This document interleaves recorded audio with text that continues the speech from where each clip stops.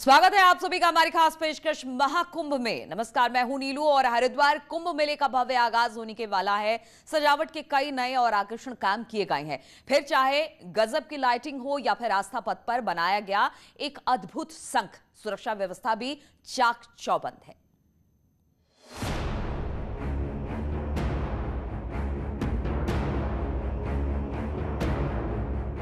महाकुंभ का आरंभ होने ही वाला है और यकीन मानिए ये आरंभ बेहद प्रचंड भी होगा।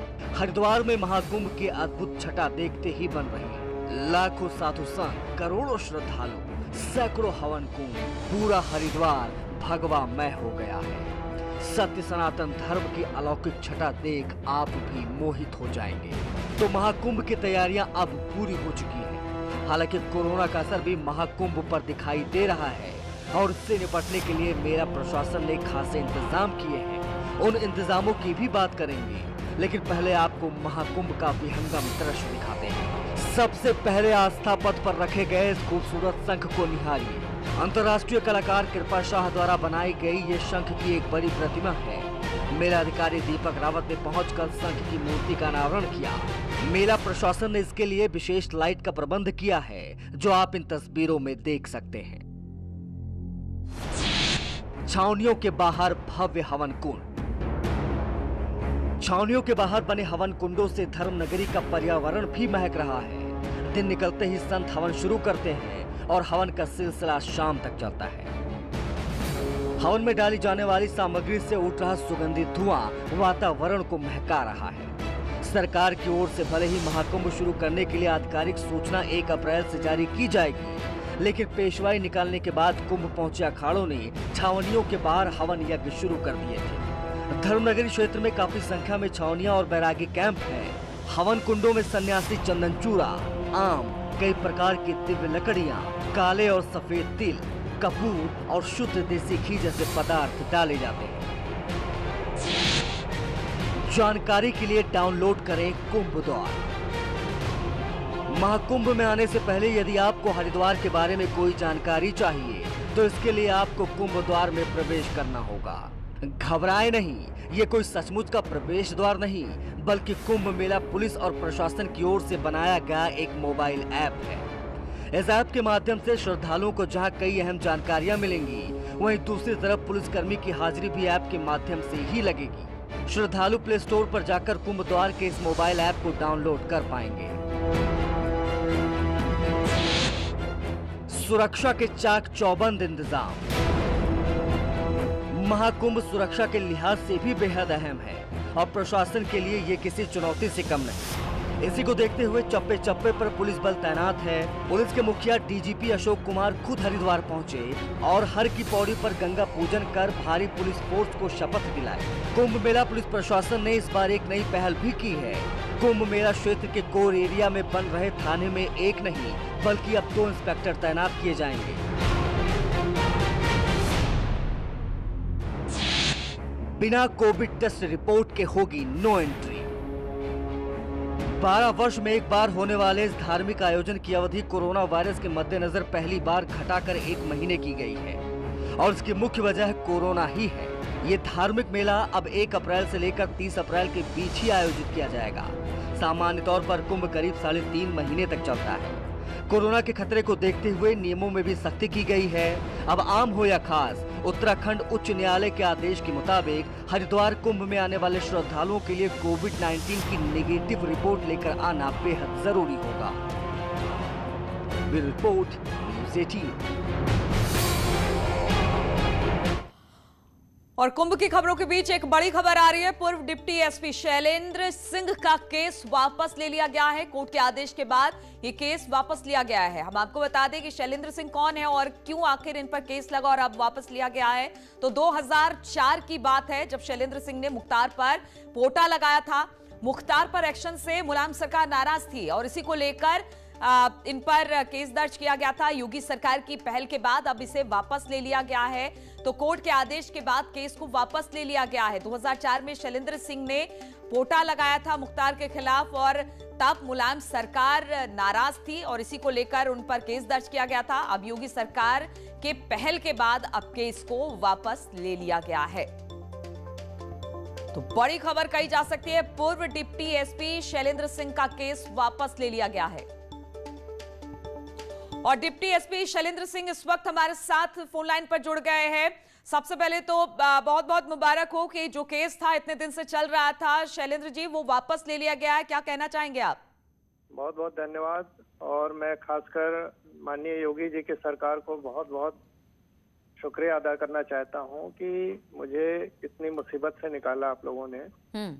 और आप समझ सकती हैं कि एक अच्छी खासी सर्विस छोड़ने के बाद उस पर जब जेल भेजा जाए और कितनी प्रताड़ना मुझे और मेरे परिवार को सहनी पड़ी।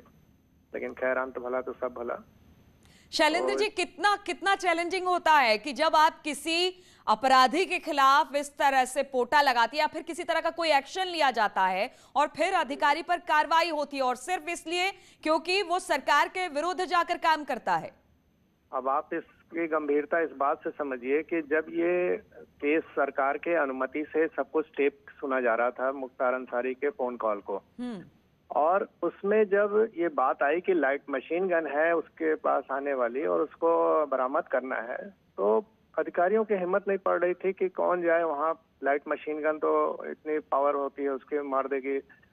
तो अंत में मुझे भेजा गया। हम लोगों ने, पूरी टीम ने जान पे खेल के उसको रिकवर किया और उसके दोपहर तक मतलब बधाई मिलती रही हम लोगों को। लेकिन जैसे ही शाम को पता चला कि इसमें पोटा भी लग गया और मुख्तार अंसारी फंस गए हैं, और वहीं से फिर यू टर्न ले लिया सरकार ने और फिर पूरी मुझे मेरी टीम को प्रताड़ना सहनी पड़ी। और शैलेंद्र जी, किस तरह से केस दर्ज हुआ? क्या कह के किन किन धाराओं में केस दर्ज हुआ आप लोगों के ऊपर? नहीं, हम लोग पर तमाम, देखिए होता क्या है कि जब उसमें हमने रिकवर किया था तो डायरेक्ट तो उसमें नहीं कुछ कर सकते थे, लेकिन उसके बाद मुझे और मेरी टीम को अनावश्यक परेशान किया गया।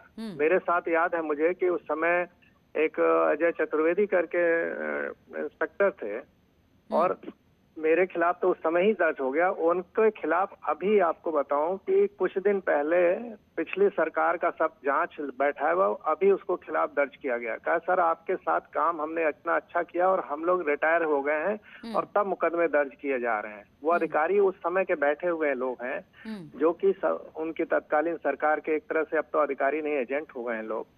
तो अभी तक प्रताड़ित किया जा रहा है। ये उदाहरण मैं जीवंत दे रहा हूँ कि रिटायर होने के बाद भी अधिकारियों को मुकदमे किसी न किसी बहाने किए जा रहे हैं। डायरेक्ट तो नहीं कर सकते थे क्योंकि उसमें पब्लिक तुरंत विरोध कर देती। तो इस तरह से परेशान किए जाते हैं कि तमाम दूसरे तरह से मुकदमे दायर करके और ये दुनिया भर के बातें करके परेशान किया जाता है हमको और हमारे परिवार के लोगों को। तो शैलेंद्र जी, आप खुश हैं कि केस वापस हो गया है? और मैं विशेष रूप से माननीय योगी जी के प्रति हमारा पूरा परिवार बहुत हृदय से धन्यवाद करता है कि एक केस वापस हुआ। और आपको बता दूं, इस केस की वजह से इतनी मुझे परेशानियां हुई कि मेरा पासपोर्ट नहीं बन सकता था। आप समझ रही हैं, मैं माफियाओं के खिलाफ काम किया हूं, लेकिन मेरे पास कोई सुरक्षा नहीं, मेरे पास कोई आर्म्स लाइसेंस नहीं मेरा बन पाया, और किस तरह से ये 17 साल बिताए हम ही जानते हैं। चलिए शैलेंद्र जी, बहुत बहुत शुक्रिया हमसे बातचीत करने के लिए आपका। तो शैलेंद्र जी से बातचीत हो रही थी, वही शैलेंद्र जो पूर्व डिप्टी एसपी थे और उन्होंने मुख्तार के खिलाफ एक्शन लिया था। 2004 में शैलेंद्र सिंह ने मुख्तार पर पोटा लगाया था, मुख्तार पर एक्शन लिया था, और इस एक्शन से मुलायम सरकार नाराज थी और इसके बाद केस दर्ज हुआ। जिस तरह से शैलेंद्र बता रहे थे कि बहुत सारी ऐसी बातें रही जो इनको इन 17 सालों में झेलना पड़ा, लेकिन अब योगी सरकार का उन्होंने धन्यवाद किया है और योगी सरकार की पहल के बाद अब केस वापस लिया है। उन्होंने कहा है कि जो 17 साल की प्रताड़ना थी वो अब जाकर खत्म हो गई है।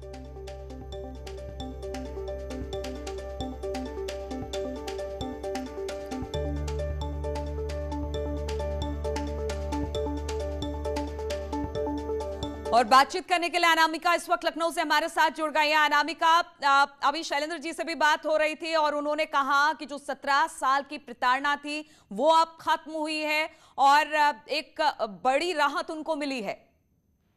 देखिए नीतू, 2004 के आसपास की अगर बात की जाए तो उस वक्त पूर्वांचल के इलाके में मुख्तार अंसारी और उसके भाई तो काफी अच्छा बोलबाला था। पूर्वांचल में इनके नाक टूटी बोलती थी और शायद यही वजह है कि लोग इनके पॉलिटिकल जो रसूख था, इसके अलावा जो और भी बैकग्राउंड थे, जो और भी उल्टे सीधे धंधे थे, इसकी वजह से पुलिस इन पर हाथ डालने से पहले 100 बार बचती थी। इससे भी बड़ी वजह ये थी कि जो उस वक्त पॉलिटिकल पार्टीज के बड़े लीडर्स थे उनके साथ मुख्तार संबंध बड़े अच्छे थे और यही वजह थी कि जो डिप्टी एसपी उस वक्त कार्रवाई करते, बेटा उन्हीं के ऊपर कार्रवाई करते, इनके खिलाफ मुकदमे दर्ज कर और जिन पुलिस की थपथपानी चाहिए थी वही पुलिस के घेरे में आ गई।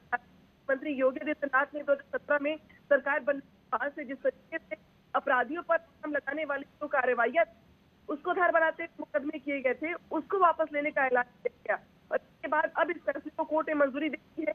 तो बड़ी राहत एसपी शैलेंद्र को भी मिली है। साथ साथ सरकार की जो व्यवस्था है वो भी यहाँ पर साफ हो गई कि अगर कोई अपराधी है तो पुलिस वाला कार्रवाई करता उसके खिलाफ तो उसको सराहा जाएगा, खिलाफ उल्टा मुकदमा कर दिया जाएगा।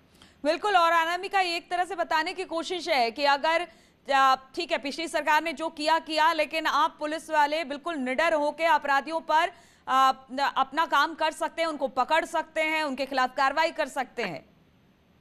देखिए ये तो संदेश सरकार ने दिया है। सबसे ज्यादा एनकाउंटर की बात की जाए या फिर हमने ये भी देखा है कि बहुत सारे अपराधी जो खुद भी कहते हैं कि वो जेल में ज्यादा सुरक्षित महसूस कर रहे हैं। अगर मुख्तार अंसारी का ही केस लीजिए तो जो मुख्तार अंसारी अब तक यूपी में दबंगे के साथ घूम रहे थे वो पंजाब जाके छिपे हुए हैं और अब यूपी सरकार उन्हें वापस लाने वाली उत्तर प्रदेश। तो कहीं ना कहीं ये डर और ये दहशत सरकार के एजेंडे के बाद ही, सरकार की मंशा के बाद ही जाके साफ हो पाया है, जहाँ पे अपराधियों को ये लग रहा है कि वाले कहीं अपनी कार्रवाई कर रहे हैं और ऐसे में उन पर कार्रवाई हो सकती है। विकास दुबे के बड़े बड़े मामलों में हमने ये कार्रवाई का दौर देखा भी है।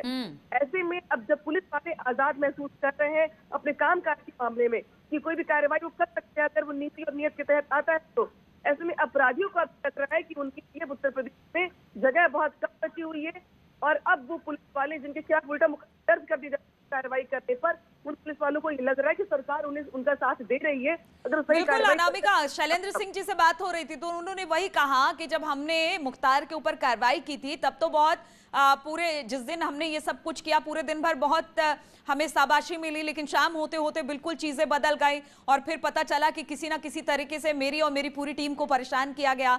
तो कहीं ना कहीं जो इस तरह के ईमानदार पुलिस अफसर हैं जो अपना काम बखूबी करते हैं वो सरकार के नजरों में आ जाते हैं अगर अपराधियों का उनके साथ उठना बैठना रहता है। तो देखिए कहीं ना कहीं पॉलिटिकल प्रेशर बहुत हद तक काम करता रहा है अब तक जो हमने देखा है, क्योंकि कई बार ऐसे अपराधियों के डायरेक्टली तो नहीं लेकिन इनडायरेक्टली बहुत अच्छे संबंध होते हैं बड़े बड़े नेताओं के साथ और ऐसे में पुलिस के सामने काम करने को लेकर अपनी कार्रवाई करने को लेकर बहुत लिमिटेशंस होती हैं और यही वजह रही कि जब आप देखिए कि शैलेंद्र जी ने डिप्टी एसपी रहते हुए इतनी बड़ी कार्रवाई की, तो जहां पर सरकार को कुछ छुपानी चाहिए थी वहां पर देर शाम उल्टी कार्रवाई कर दी गई। लेकिन हाँ इतना जरूर है कि चूंकि ये खुद भी अपनी जुबान से कह रहे हैं और खुद भी हमने देखा है कि कोर्ट ने मंजूरी दे दी गई इनके केस वापस करने को लेकर और खुद भी ये योगी सरकार को बार बार धन्यवाद कर रहे हैं। बिल्कुल। तो अनामिका कहा जा सकता है कि एक बड़ी राहत जो ब्रेक के बाद एक बार फिर से आप सभी का स्वागत है। यूं तो महाकुंभ में कई आकर्षण के केंद्र हैं लेकिन इन दिनों महाकुंभ में एक डमरू और त्रिशूल की चर्चा आम है। यकीन मानिए इस विशालकाय डमरू और त्रिशूल की ऊंचाई जानकर आप हैरान हो जाएंगे।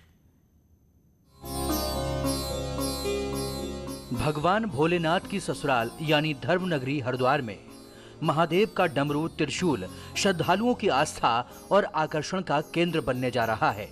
महाकुंभ में स्थापित होने जा रहा विशालकाय डमरू और त्रिशूल मुंबई से हरिद्वार पहुंच चुका है और उसे देखने के लिए श्रद्धालु लगातार पहुंच रहे हैं। श्री पंचदश नाम जूना अखाड़े ने 141 फुट ऊंचे डमरू त्रिशूल का निर्माण कराया है। डमरू त्रिशूल के निर्माण में 80 लाख रुपए की लागत आई है।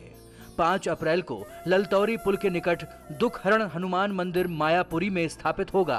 पूरे विधि विधान से इसे स्थापित किया जाएगा। शहर की सबसे ऊंची जगह होने के कारण ज्यादातर इलाकों के श्रद्धालु इसे आसानी से देख पाएंगे।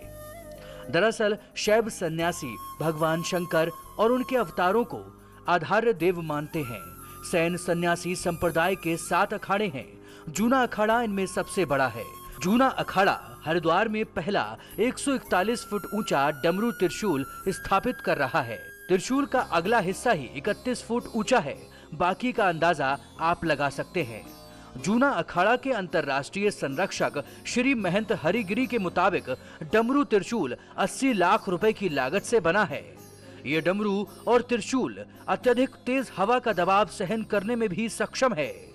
कंपनी ही इसका रखरखाव करेगी। श्री महंत हरिगिरी के मुताबिक डमरू त्रिशूल का बेस बहुत मजबूत बनाया जाएगा।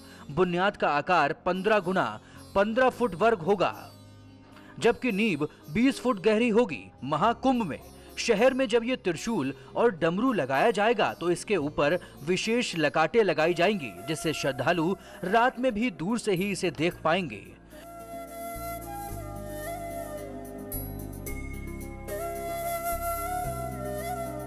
श्री पंचदशनाम जूना अखाड़ा हरिद्वार से पहले बाकी तीनों कुंभ शहरों में डमरू त्रिशूल स्थापित कर चुका है।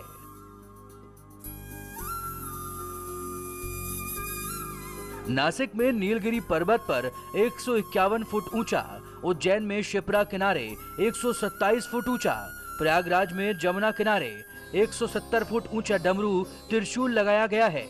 और अब 5 अप्रैल को हरिद्वार में 141 फुट ऊंचा डमरू त्रिशूल स्थापित हो जाएगा। मुंबई से डमरू त्रिशूल बनकर आया है। 80 लाख की लागत से तैयार डमरू त्रिशूल श्रद्धालुओं की आस्था और शहर में सबसे ऊंचा डमरू त्रिशूल पहचान बनेगा। डमरू त्रिशूल को बजाज कंपनी ने डिजाइन करके बनाया है। इसे हाई क्वालिटी स्टील से तैयार किया गया है। कंपनी का दावा है कि 250 साल तक स्टील खराब नहीं होगा। Bureau report, news 18।